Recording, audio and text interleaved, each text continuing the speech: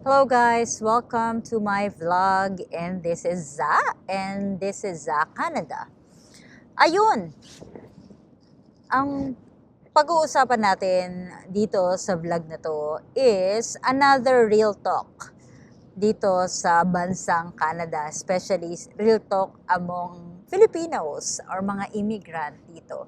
I'm sure makaka-relate din yung ibang mga tao or ibang mga OFW sa iba't ibang bansa at naranasan na nila rin kung ano yung nararanasan namin dito. Well, kung mapapansin nyo naman sa vlog ko na ito, ang normally pinag-uusapan ko is about yung mga bagay-bagay na totoo. Kasi parang bihira yung vlog na nakikita ko na normally ang kino-cover nilang vlog is about their lives or about their and how successful they are now, kung ano yung mga narating nila or yung mga milestones nila, which is maganda, di ba? Inspiring. However, minsan kailangan natin pag-usapan din yung mga totoong nangyayari dito sa Canada or mga bagay-bagay na na-experience natin every day. Okay? So yun. In this vlog or in this episode, we are going to talk about bakit ba lagi nakasimangot yung mga Pilipino? Bakit ba lagi pag may nakasalubong kang Pilipino dito, hindi masyadong approachable? Sabi naman nila, mababait ang mga Pilipino. So yan ang pag-uusapan natin.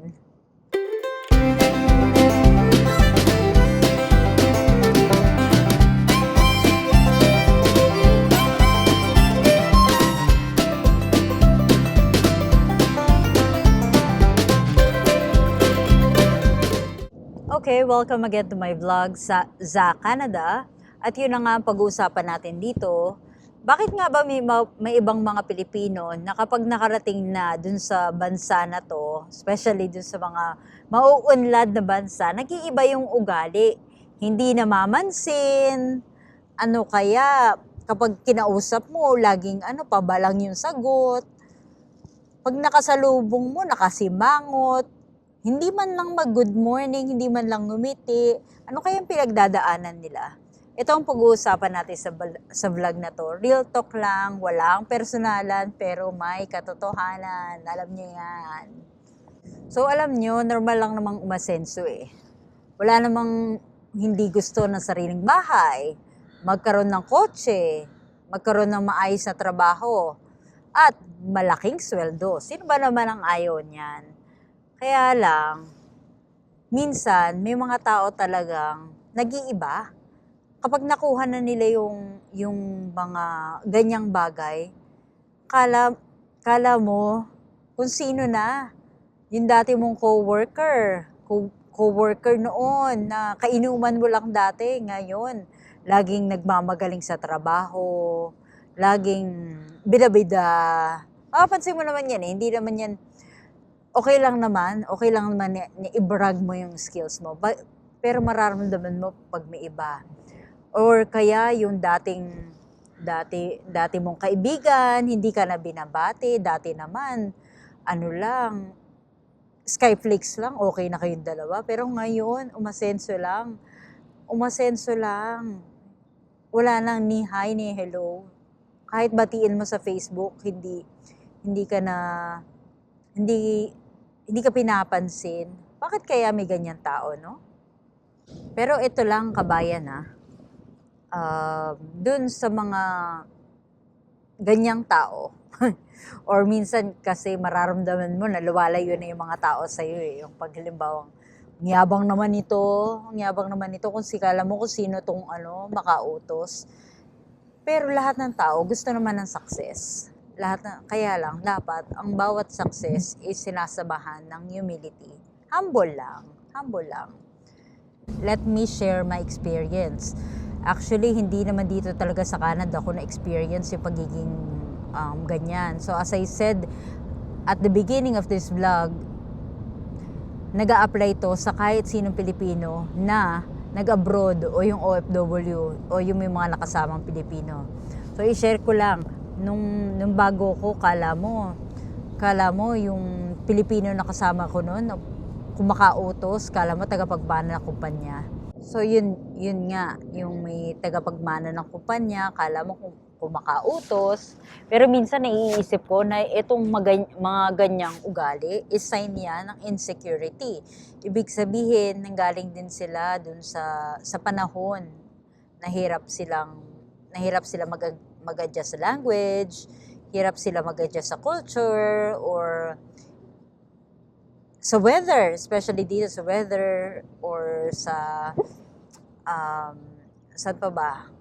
Sa language, culture, weather, ano pa bang pwede mong at doon sa pakikipag-usap sa ibang tao, 'di ba?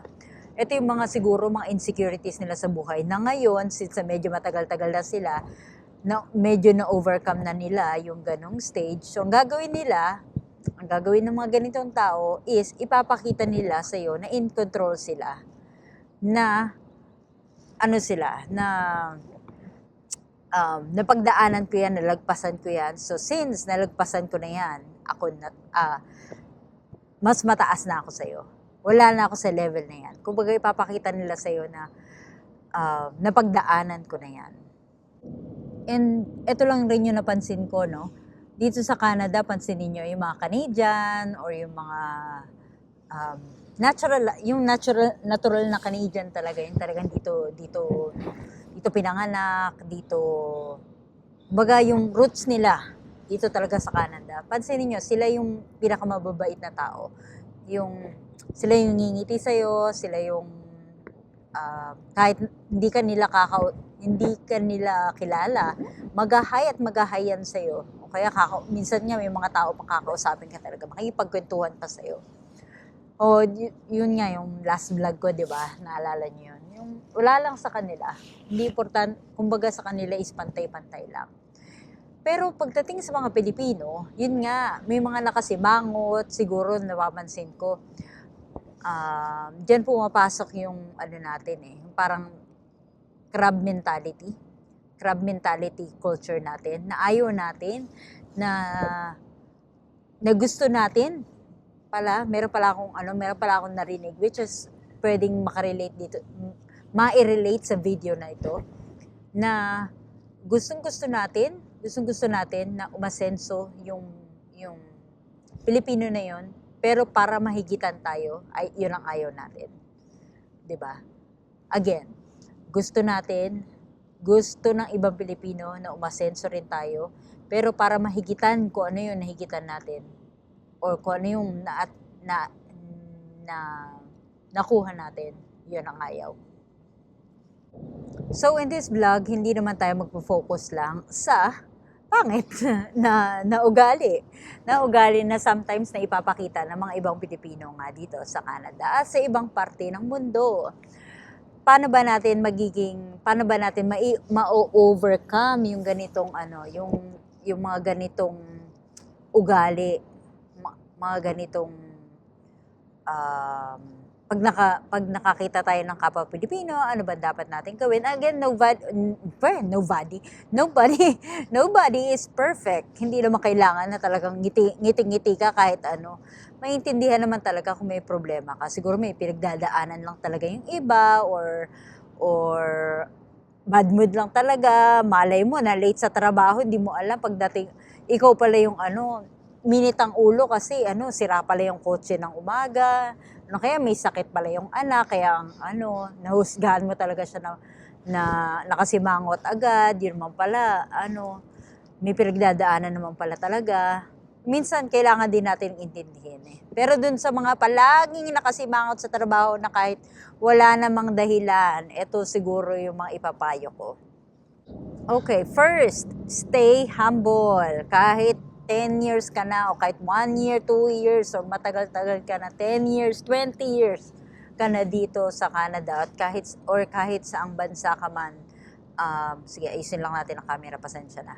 Iniikot yung handle, sumusunod nga pala sa akin to. Okay, anyway. Ayun, kahit 10 years ka na, or kahit ikaw na yung pinakamatandang Pilipino dito, dito sa Canada, stay humble. Huwag kakalimutang tumulong sa mga bagong dating. Kasi isipin mo kung saan ka nagmula. Siguro kung madali lang sa'yo noon, madali lang sa'yo um, mag-integrate sa bansang ito, siguro sa iba, nahihirapan sila. So, help as much as you can. Hindi naman kailangan hindi naman kailangan na pera lagi ang itulong eh. Minsan yung listening lang or minsan yung simple advice lang, pwede na yun. Second, ngumiti, 'di ba? Ngiti lang. Ngiti lang, hayaan mo sila. Kung hindi sila ngumiti sa'yo pabalik. Kagaya nga nung nasabi ko na rin to sa last vlog ko. Smile. Smile lightens up the mood of everyone. Malay mo, may pinagdadaanan pala yung tao na yun. Yung pagngiti mo, biglang gumaan yung araw niya.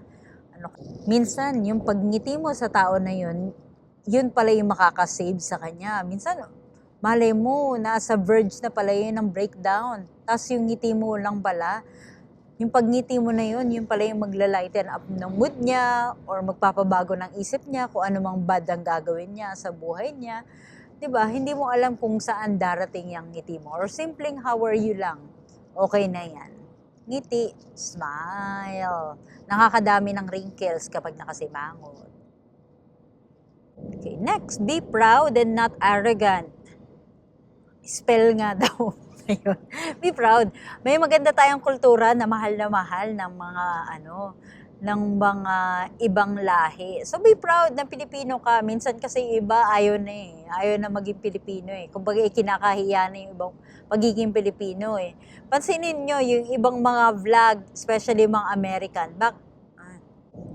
Ewan ko kung bakit umikat yung camera. Okay. Pansinin nyo yung ibang mga vlog ng mga American. Bakit ba sila balik ng balik sa Pilipinas?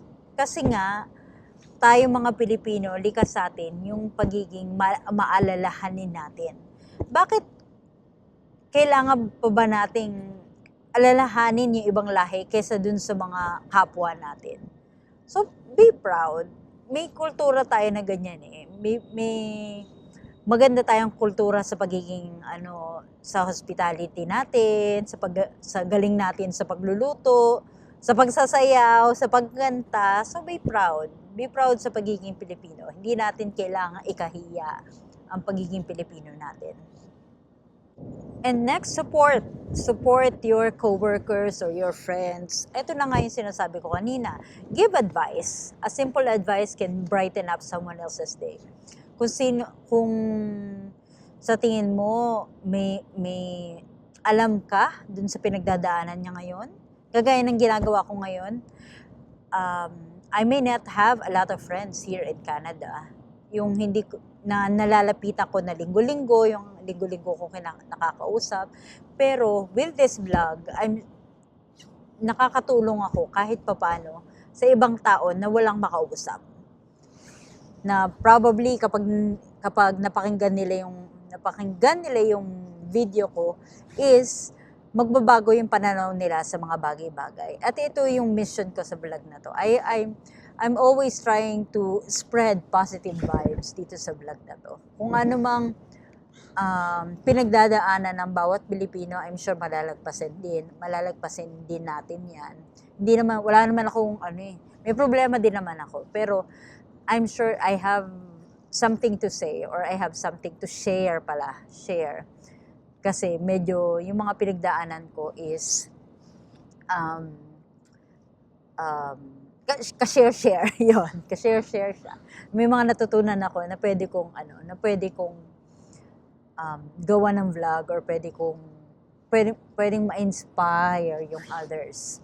Ayun na nga mga kabayan, hindi naman kailangan magbago ang ugali, especially kung umasenso na tayo sa buhay. Ang mahalaga, marunong tayong ngumiti, marunong pa rin mag-smile sa bawat isa, marunong tumulong, at maging humble lang kahit kahit ano pa ang narating mo. 'Di ba? Kapag humble ka, 'di ba? minsan ang Diyos mas binibigay pa sa'yo yung mga bagay-bagay na hindi mo inaakala na makukuha mo pala. So in this vlog, i-reiterate ko lang or sabihin ko lang ulit na walang mataas, walang mababa, pantay-pantay lang ang lahat at hindi mo kailangang maliitin ang iba para maramdaman mong successful ka. Okay? So if you like this video at kung meron kayong alam na tagapagmana or hindi, forever nakasimangot sa trabaho, i-comment nyo dyan yung pangalan para mapanood yung video na to. So don't forget to like, share, and subscribe, and click on the bell icon for notifications about my next video. At laging tatandaan, hindi kailangang marami ang pera, basta may peace of mind.